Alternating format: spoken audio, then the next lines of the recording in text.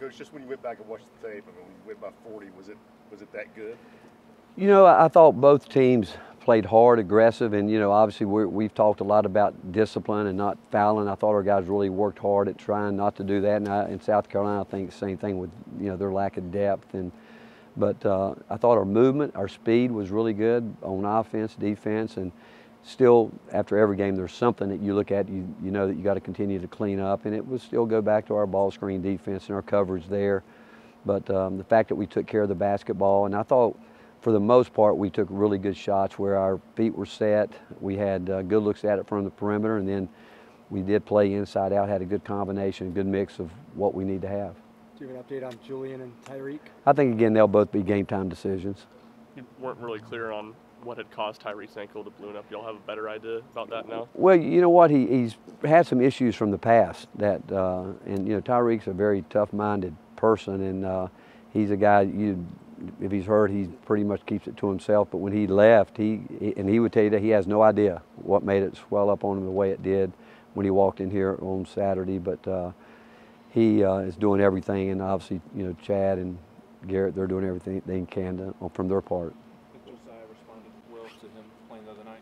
I thought he did. I thought he was very poised, and certainly his presence, I think really does help Santi and Zakai and those guys that are playing, because he's been in a lot of big situations, big moments with us, and I thought his demeanor was terrific. And again, he's certainly not in the physical shape that he wants to be in, but he'll get himself back there, because I think through this couple weeks, when you have an ankle injury like he's had, it's hard to keep your conditioning up because of I don't think he can get out of shape at this time of year with the work that he's done, but it'll take him a little bit, a couple days to get it back to where he wants to be. But overall, his presence made a big difference. What does he do offensively in terms of spacing for you guys and creating more things for his teammates? Well, that, and he understands the offense probably better than anybody out here. He knows because he's played every spot on the floor for us, and but he sees it, and he's got a great feel for what I think he knows we're looking for as a team. The inside out, opportunities that are there, but he's been around. Like I said, he's been in a lot of different situations for us, and he knows what we're trying to get done probably more so than he and Santi certainly have. They know that's why they play so well together, but we need them. How's Arkansas a different team with Nick Smith back in the lineup? Well, they're in a very aggressive team. They've always been a terrific defensive team. I mean, they defend the three-point line as well as anybody you'll play. And the difference is, I think a year ago they forced you inside and had a player that was looking to pick up charges. This year they've got shot blockers. So when you go in there, you better know what you're getting ready to encounter. But they really do play extremely hard defensively. Then offensively, another team that looks to really get the ball to the basket, attack the lane area in different ways, not just off the dribble, off the handoffs, any way they can create an angle to get downhill, they're going to try to do that. Coach, with Jahmai playing the way that he is, does that give you some flexibility with Julian? Like you just be really cautious not to rush him back? Yeah, I think it does, and the fact that Jahmai's he's earned his way into our lineup, and he's a factor. I told you guys a couple of weeks ago when I told him, he doesn't have to think that when someone's coming back, it's going to lessen what he does, because what he brings us is unique, and we need him to do that every single night. And I think the one thing that's happened through these couple of weeks when these guys have been out, it has allowed him to grow and get more of a feel for what's going on out there. You can see he's much more relaxed for the most part on the offensive end, and defensively, and he continues to do what he does on that end as well as rebound the basketball on both ends.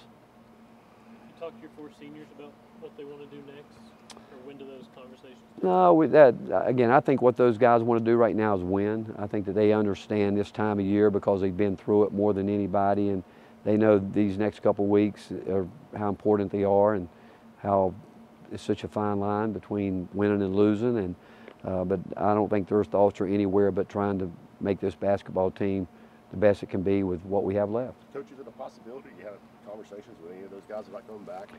There will come a time for that. There will be, but right now, again, I don't think.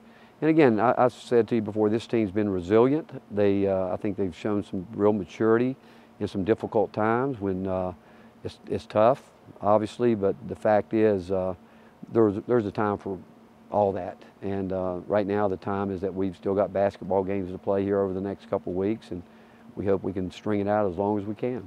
What has this senior class meant to you and meant to this program?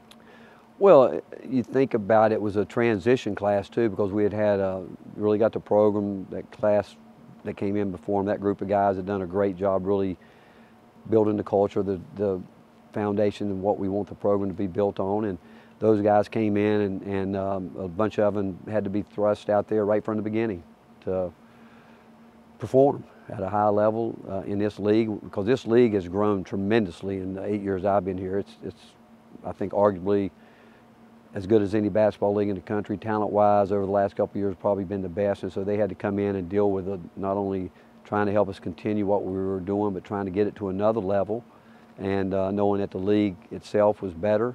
Other teams in the league was growing as well, and these guys have made an unbelievable impact. They've all had to deal with some adversity along the way, some injuries here, there, other things, but they've stuck together. I think they have a great deal of respect for themselves as a team and as teammates, but and I do know this, they have fallen in love with the University of Tennessee and Vol Nation, and they, again, the good things that people should be saying about them are more than worthy to be said, because they love this place and they truly have given everything they could to help us try to be one of the best basketball programs in the country.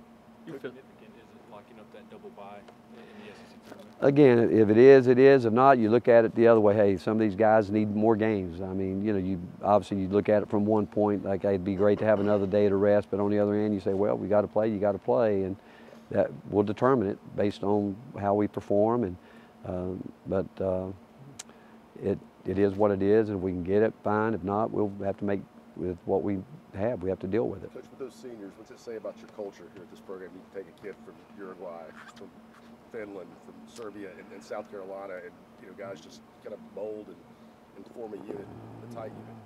Well, again, I think the credit goes to them because, one, they're really good people. They come from really good families where they've been taught the difference in right and wrong. I think they understand the word respect. I think they understand humility and character, and I know they understand hard work. And when you get a group of guys together and they're all pulling in the same direction, they're all working for their, they all want to be professional basketball players someday, and I think that they realize the easiest way to do it is to have someone running beside you that's going in the same direction as someone pulling in the other direction. And that's what I would say as a group. They have great respect for each other, and they all go about it a little bit different. I mean, some guys are guys that just absolutely, they don't know what to do if they're not in the gym. Other guys understand, when I'm in the gym, I'm going to maximize my time. And I think that respect level is, like I could tell you, a bunch of guys come back at night. Some guys choose not to do that, but they get their work done in a different way. And there's such a great respect for each other, and knowing that when they come together, they've got one goal, and that's to try to be the best team they can be. Coach, how important is a player like Uros Plavšić when the game gets physical like it did on Saturday? Well, I mean, that's what he does. He brings a physicality to us, and he has done that since he's been here. And that's why we need every one of these guys. I mean, you can, as a coaching staff, you'll think, well, okay, we're going to move in this direction. Then you come out, something happens where a guy is not getting it done, and then you got to say, okay, we got to go this way. And that's why you've got to keep everyone engaged from game to game, regardless if they play 20 minutes or 3 minutes, because the next game is going to take on its own personality.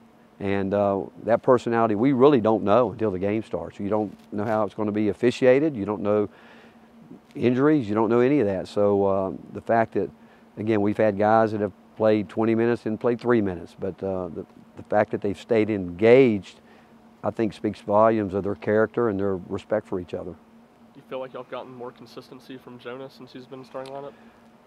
Yeah, I thought the other night, you go back to the last 2 games, people have definitely felt like we got to try to go right through his chest. I mean, you go back to the A&M game where he got in foul trouble. When he came in the game, they were definitely going right at him.